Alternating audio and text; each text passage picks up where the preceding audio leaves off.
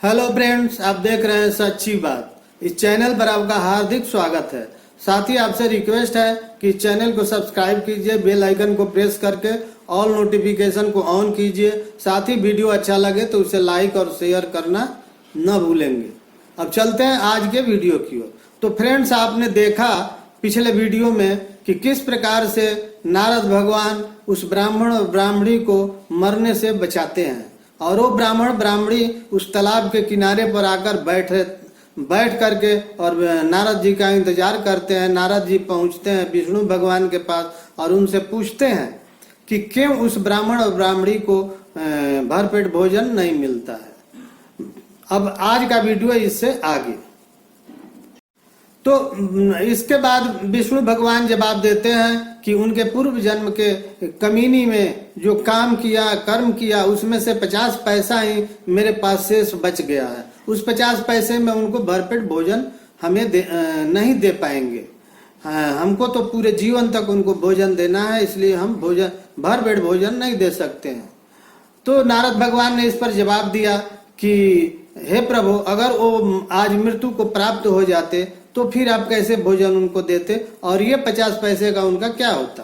नारद भगवान के कहने पर विष्णु भगवान ने कहा कि जिसकी जब मृत्यु आनी है तभी आएगी, किसी न किसी कारण से वो बच जाएंगे और मृत्यु को नहीं प्राप्त होंगे। और एक बात और जान लो, जो अकाल मृत्यु को अपनाते हैं उन्हें सदगति नहीं मिलती है। वो धरती लोक पर ही भूखे प्यासे तड़पते रहते हैं और घूमते रहते हैं जब तक उनकी आयु पूरा न हो जाए। इसलिए किसी को भी आत्महत्या करने की इजाजत नहीं दी जा सकती।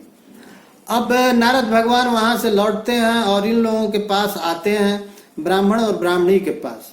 तो नारद भगवान बोलते हैं कि देखो जी, आप लोगों का पूर्व जन्म में जो कर्म किए हैं उसमें से 50 पैसा बचा हुआ है, और भगवान कह रहे हैं कि उस 50 पैसे में इनको भर पेट भोजन नहीं मिल सकता है।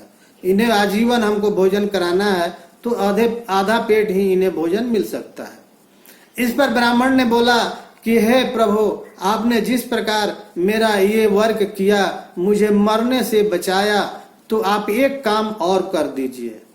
नारद जी बोले कि कौन सा काम करना है, बताओ। तो उन्होंने बोला कि वो 50 पैसा जो मेरा बचा हुआ है उसे आप मांग करके मुझे ला दीजिए, और हम लोग एक दिन भर पेट भोजन करके इस आत्मा की तृप्ति दे करके, भरपेट भोजन करके इस शरीर को तृप्त करके और आत्मा को तृप्त करके, मन को तृप्त करके, और उसके बाद हम लोग मरना चाहते हैं। नारद भगवान बोले अच्छी बात है, मैं आपको 50 पैसा मांगकर लाकर दे देता हूँ, उसके बाद आपको जो करना होगा करना। नारद भगवान पहुंचते हैं विष्णु भगवान के पास और बोलते हैं कि हे प्रभु, आप उन लोगों का 50 पैसा जो संचित है उसे आप दे दीजिए। वो लोग कहते हैं कि इस 50 पैसे में हम लोग भरपेट भोजन तो एक दिन करके तृप्त हो लेंगे, उसके बाद ही कुछ करेंगे। विष्णु भगवान कुछ तर्कों के साथ नारद जी को जिद करने पर वो 50 पैसा दे देते हैं। नारद जी उस 50 पैसे को ला करके और ब्राह्मण ब्राह्मणी के हाथों में रख देते हैं। अब आगे क्या होता है, नारद जी तो चले गए। अब 50 पैसा जब ब्राह्मण के हाथ में आया तो उनकी बुद्धि खुल गई।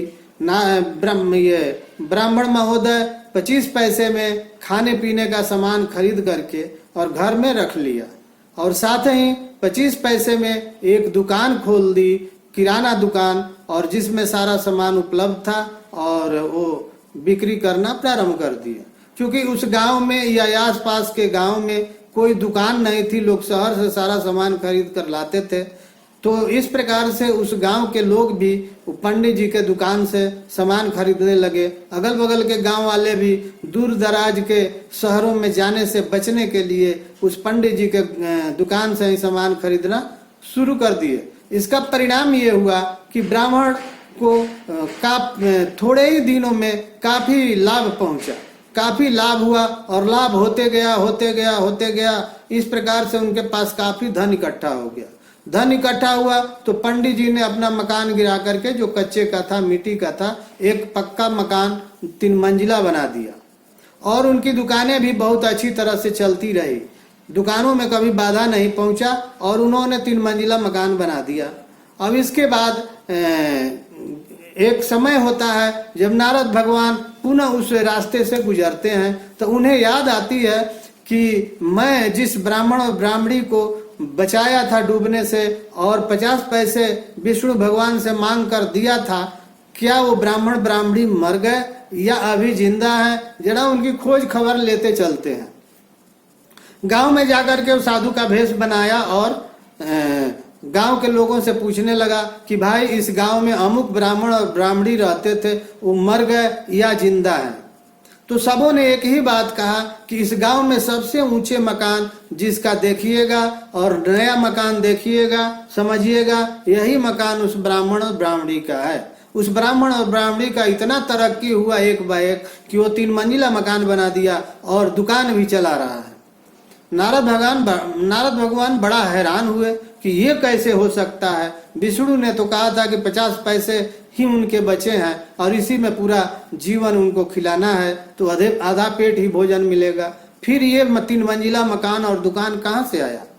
नारद भगवान उस ब्राह्मण और ब्राह्मणी के घर पर पहुंचे तो साधु भेष, वो तो थे साधु भेष में, लेकिन ये पंडित ब्राह्मण और ब्राह्मणी दोनों ने पहचान लिया उनको और उनको साष्टांग दंडवत करके पूछा, हे देवता, हे भगवान, आपका किस कारण से यहाँ आगमन हुआ है? आपका मैं कैसे आतिथ्य स्वीकार करूं, कैसे आतिथ्य सत्कार करूं? आप बताइए, मैं आपको क्या दूं, क्या खिलाऊं, क्या पिलाऊं?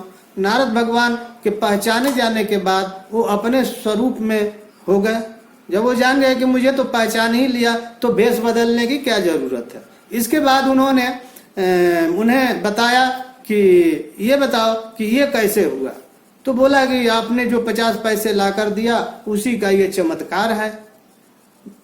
नारद भगवान ने कहा कि ठीक है, मैं अभी जा रहा हूँ विष्णु भगवान के पास और वहाँ कुछ हमको सवाल करनी है, वहां से लौटूंगा तो फिर तुमसे मिलते हुए जाऊंगा।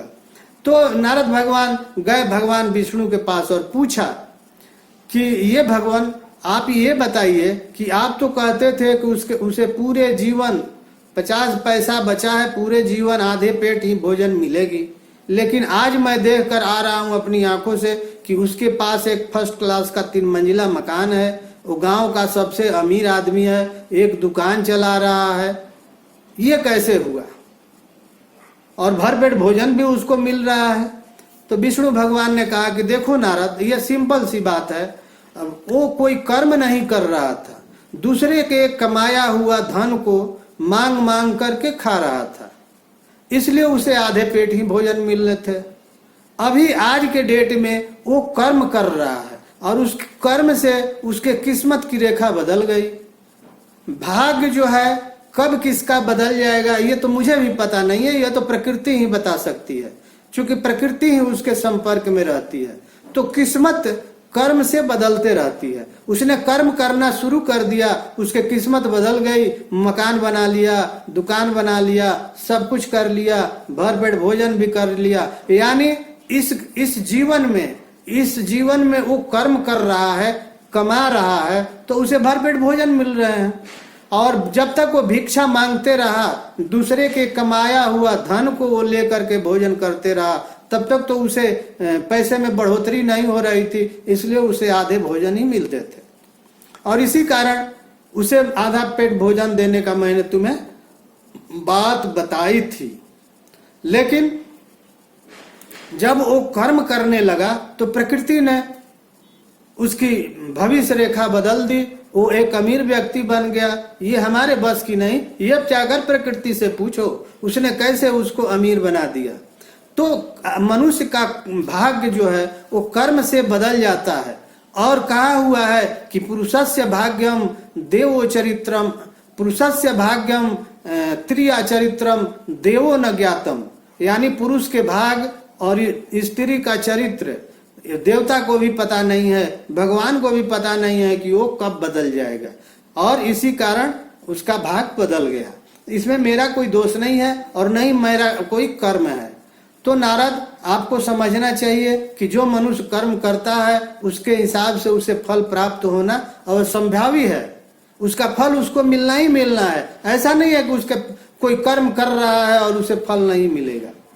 तो जो आम का पेड़ लगाएगा उसे आम के फल तो मिलना ही मिलना है, और जो बबूल का पेड़ लगाएगा उसे कांटे मिलना ही मिलना है। तो इसी प्रकार उसने एक ऐसा पेड़ लगाया जो हमेशा फल देने वाला बन गया, और इस प्रकार से वो फल दे रहा है। उस फल का उसे संचित करके मकान बनाए, दुकान बनाए, जो बनाए उसकी मर्जी है, उसमें मैं क्या कर सकता हूँ। अब तुम जाकर प्रकृति से पूछो कि ये उसका पैसा कहाँ से आया, कैसे आया, क्यों आया, इन सारी प्रश्नों का जवाब तो प्रकृति ही दे सकती है। आज के कहानी में बस इतना ही।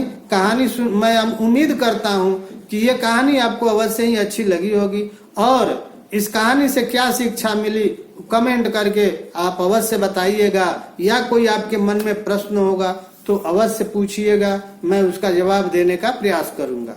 अब चलते हैं इसी के साथ। आपको वीडियो देखने के लिए बहुत बहुत धन्यवाद। साथ ही वीडियो अच्छा लगा तो उसे लाइक्स और शेयर जरूर करें। जय हिंद, जय भारत।